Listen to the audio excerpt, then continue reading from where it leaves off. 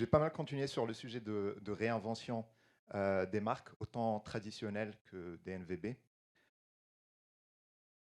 Petite présentation, donc je m'appelle Othman, je suis cofondateur et CEO de DataHawk. On est un éditeur de logiciels SaaS dans le cloud pour l'e-commerce et plus spécifiquement, on permet à des marques de mieux piloter leur business e-commerce sur des marketplaces notamment comme Amazon et Walmart via plus d'insights, plus de data pour avoir plus de performance. Donc aujourd'hui, je vais vous parler d'opportunités et de menaces aussi pour les marques qui ne se réinventent pas. On va commencer par une opportunité qui est tout simplement celle que le fait que l'e-commerce est en très très forte croissance. Tout le monde le sait, ça a pris un gros coup d'accélération aussi sur les 2 dernières années avec la pandémie. Mais ce qui est super intéressant, c'est, je pense, la différence qu'il y a entre la ligne tout en haut et la ligne qui est tout en bas, qui est la France. Donc, la grosse opportunité, justement, c'est de voir comment l'e-commerce peut encore accélérer énormément sur les prochaines années. Donc, vous voyez comment la Chine, comment les US ont beaucoup d'avance sur nous. Mais c'est aussi une opportunité pour les marques françaises et européennes.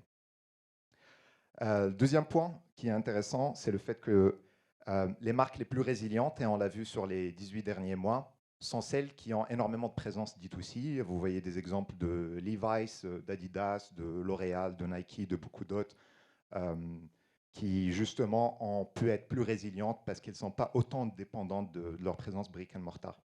Mais ce qui est intéressant, c'est que avoir une présence D2C n'est pas assez. Avoir une présence D2C sur ton propre store n'est pas suffisant. Je l'ai vu ce matin notamment avec Casper qui change de CEO, qui a été racheté, qui pourtant est l'une des premières DNVB dans la catégorie des matelas. Pourquoi? Parce que l'autre point intéressant, c'est les marketplaces. Qui est sur des marketplaces aujourd'hui parmi nous? C'est pas mal, c'est très bien.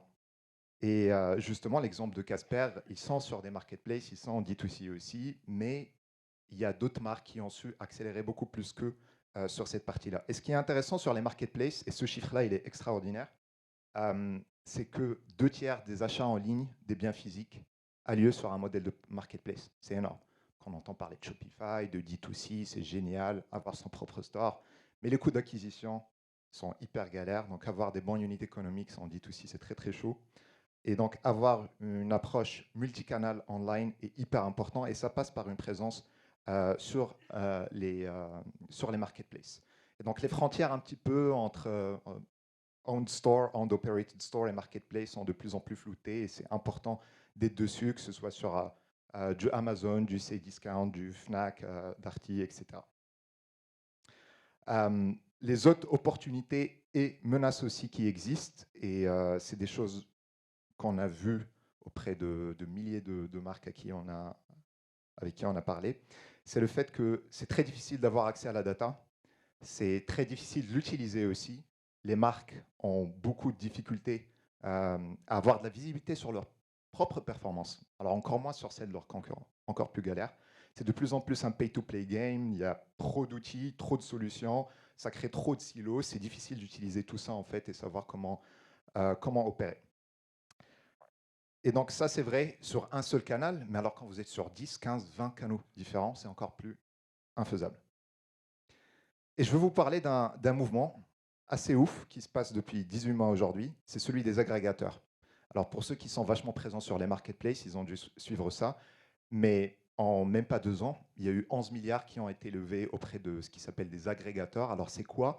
En fait, ils se présentent comme les Unilever et Procter Gamble de demain, mais avec une forte dimension data et data-driven. Donc c'est quoi? C'est des marques qui rachètent des marques. Pour citer des exemples qui sont là, qui sont clients chez nous, l'une d'entre elles rachète 4 marques par semaine. Et donc, elles ont l'efficience qu'il faut, les outils qu'il faut, les équipes de data science qu'il faut pour opérer avec cette mindset-là. Et je pense que c'est un gros shift qui a lieu sur l'univers du D2C. Et justement, les marques traditionnelles doivent s'outiller pour pouvoir justement être plus concurrentielles face à ça. 2 autres stats hyper intéressantes. 50% des vendeurs, des top 10 000 vendeurs sur Amazon, par exemple, en 2018, n'y étaient pas 2 ans auparavant. Donc il y a énormément de churn. Et aussi 53% des marques qui vendent plus de 2 millions sans outiller avec du software, ce qui prouve encore à quel point c'est important. Et ce sera tout parce que je vois que j'ai plus de temps. Merci à tous.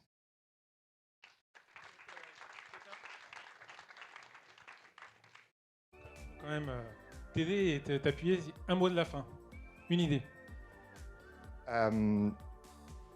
Non, je pense que le mot de la fin, c'est celui de s'outiller justement, et c'est le fait de dire que c'est pas un truc qui arrive. Ce que j'entends beaucoup quand je parle à des marques françaises notamment, c'est qu'elles n'ont pas forcément l'envie d'investir.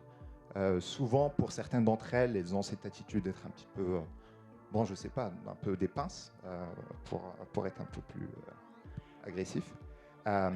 Et ça me choque en fait parce que quand je parle à des marques ricaines, c'est totalement différent. Des marques qui font 100 fois moins leur taille n'hésitent pas à justement investir pour s'outiller. Et elles ne sont pas sur cette approche où elles se disent bah, en fait non, on n'est pas prêt, on va laisser ça pour...